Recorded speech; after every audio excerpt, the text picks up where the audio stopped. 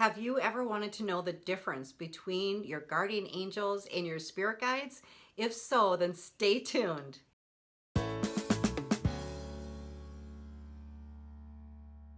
First, I would like to thank Mary Flynn for her wonderful and thoughtful question. How to tell the difference between angels and your spirit guides? Are they one and the same? Do your loved ones become your guides when they pass? Thank you, Mary. And a lot of people actually have this question because there's so many beings that exist in the spirit world, so many different dimensions and energies all around us that sometimes it can seem quite confusing. And of course, we don't want to say, yeah, definitely that was a sign from my loved one if it's from an angel or a passing ghost or something else in the spirit world. When we get authentic, meaningful messages from our loved ones in the spirit world, we want to know that it's them. And when we're being guided and protected by our angels, we want to know that it's them too. So it is important to have discernment and to have a sense of who the spirit is that's communicating to us and giving us signs and symbols for our benefit. So in this video, I'm going to break it down in a really simple way for you. Now, first we'll start off with angels. Your guardian angel and other angels in the universe actually work for God, but they are like an in-between, a mediator between God and you. They serve mankind. They come in to protect you and guide you, and they must be asked before they can intervene in your life or help you make corrective changes or receive healing that you're looking for. So calling upon your angels allows them to step forward and serve you in the way that they're meant to. That is their full-time job, but they sit on the sidelines and they wait until you ask. When you're receiving signs from angels, a lot of times you will actually get feathers or words or numbers. You'll get a lot of feathers and answers in the form of words or voices from people or radio or TV or books around you. They often give you very subtle signs, although they can be quite powerful. They can move things. They can do miraculous, supernatural things. And I've experienced this personally. The angels are powerful. However, most of the time when they're guiding you and protecting you, they're doing subtle things. They work with your own consciousness to help you become more aware and gently guide you in the right direction. Angels have many different ways that they communicate to you and give you signs and symbols. If you'd like to learn more about how to make contact with them and how to communicate directly with the angels and how to receive and understand their meanings and symbols, check out this video here. Next, we have the spirit guides, and every single human has a spirit guide team. That's right, team. It's literally made up of so many different beings in the spiritual world, many of which have shared lifetimes with you in the past. Ancestors from this lifetime are indigenous people from cultures that we originate from. They can also be people that have really accomplished what it is that your life path currently is. In other words, if you're a young physician in medical school, one of your spirit guides most certainly will be a very esteemed doctor that has lived their life fulfilling their greatest potential, and they'll be able to impart their wisdom and knowledge onto you through guidance and ideas and whispers of thoughts that come to you.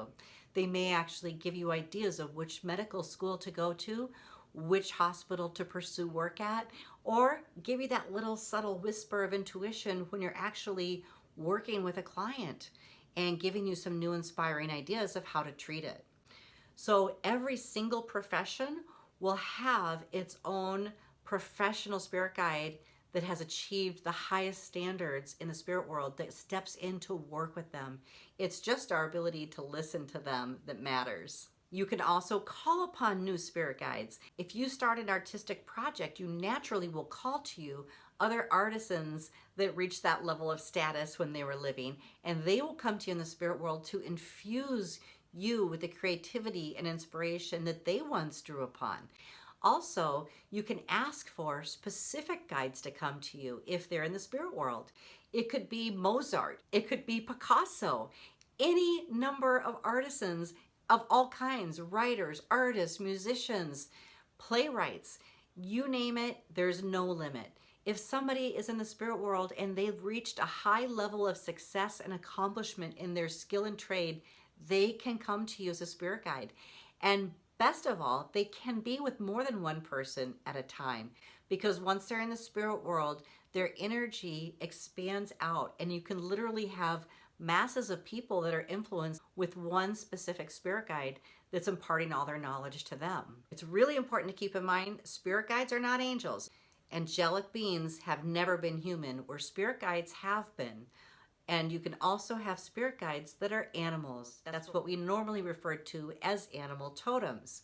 So when spirit guides utilize the symbology of animals and identify very closely with their animal companion and their totem animal, this also can be a spirit guide representative for you. And they will lead you in the ways of their creative being. So in other words, deer embodies certain energies. And if you have a totem that's a deer, this is the energy that they will bestow upon you when you call upon them, or when they're coming near or around you and giving messages in the physical world. If your totem animal is a bluebird, maybe it's a messenger, maybe it's just saying hello. But when it comes in as a totem for you, you'll actually be embodying the energies the bluebird represents. Spirit guides may be a little louder than angels and may show up in a lot more symbolic forms, utilizing animals, utilizing numbers. They like to work behind the scenes and make connections, and it's usually based upon your life path. And so they're always working on your part to network you and to get you in front of the right people and help you establish yourself with your life purpose. When you're being guided by your spirit guide, it has everything to do with your path and purpose for being here. Spirit guides often come to you in your dreams.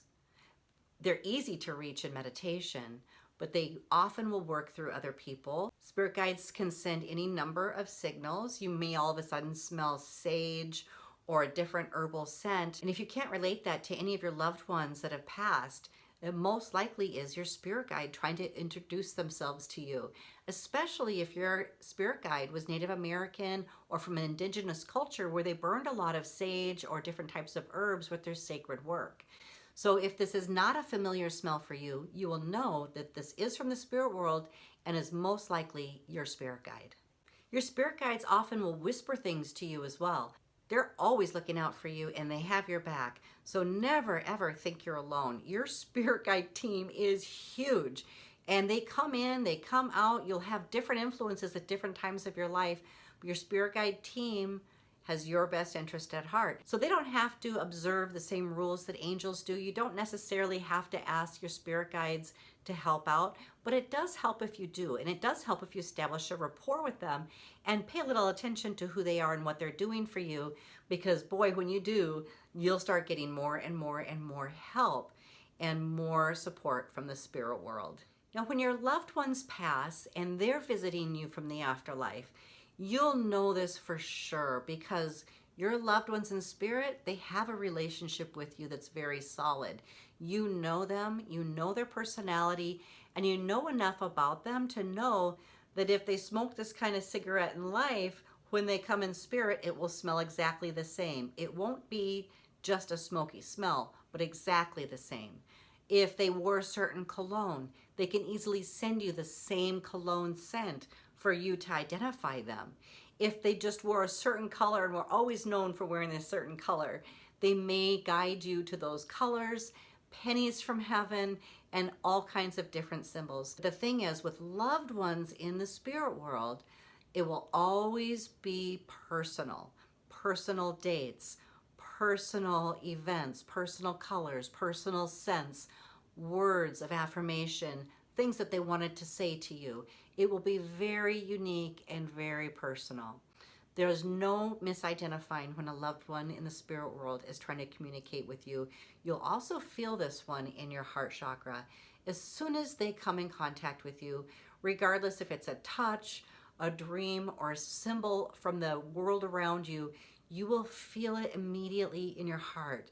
To me, this is one of the most beautiful experiences to have, because whenever you feel your loved one, it's literally like your heart chakra just expands. You may feel a expansion, a warmth, a tingling. You don't have to think it into creation. It's just instant. It happens.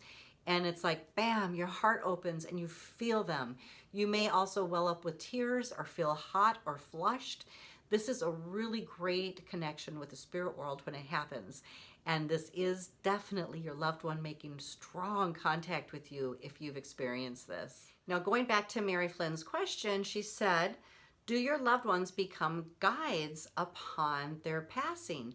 Well, yes, they can. Typically, our loved ones come in to visit. They do drive-bys. They check in on you. They see how you're doing. They want to make sure that you're okay, and they want to make sure that you know they're okay. And after that, they kind of back off because there's a lot to do on the other side, and they want to give you your own space to grieve, to heal, and to create some new life paths for yourself, and to bring new people into your life. They want you to have this room to do it, because part of their passing meant that it left an opening for you to create something new in your world. And they do want you to have this. Sometimes our loved ones don't back off. They literally stay glued to us. And that's when you know that they have become your spirit guardian. So it's a loved one that you knew that you're very close to in the spirit world, or it could be an ancestor that you weren't so close with, but you were related to, and they could choose to be your spirit guardian. Now, what that means is they have assigned themselves to you as a sort of project, sort of like a lifelong project, and they will work with you as the spirit guides do. They will be with you. They can step in. They can help you. They can alert you to things. They can warn you of danger. They can guide you in your dating options. They can help you find the right job or the right places to live.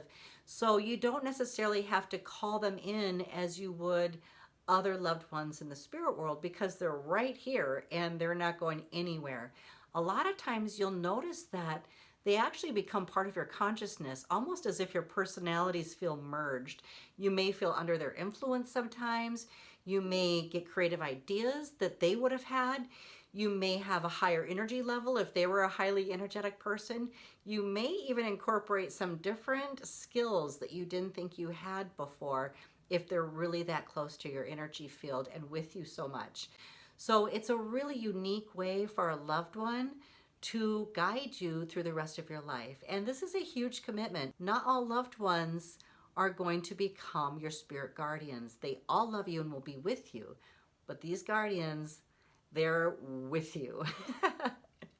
In the course of my lifetime, I've lost many, many, many people, many loved ones, many friends. And I can say that out of all the ancestors, loved ones, and friends that have passed, I am aware that 2 of them have become spirit guardians to me. And I was aware of it immediately. I knew it upon their passing. Both of their deaths impacted my life, changed my life path, and really affirmed what I was supposed to be doing.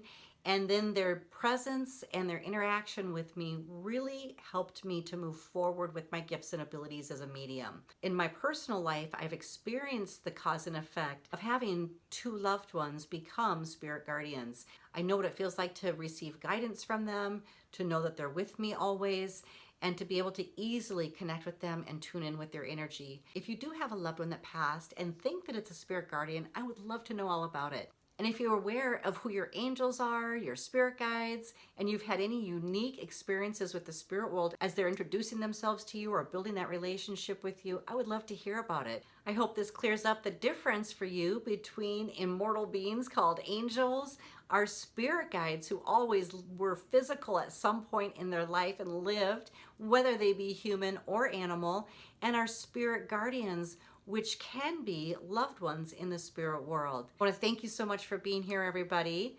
And especially Mary Flynn, I want to thank you for that brilliant question. If you guys have more questions for me regarding the spirit world, post them down below in the comments. And make sure to subscribe if you'd like more videos on the afterlife.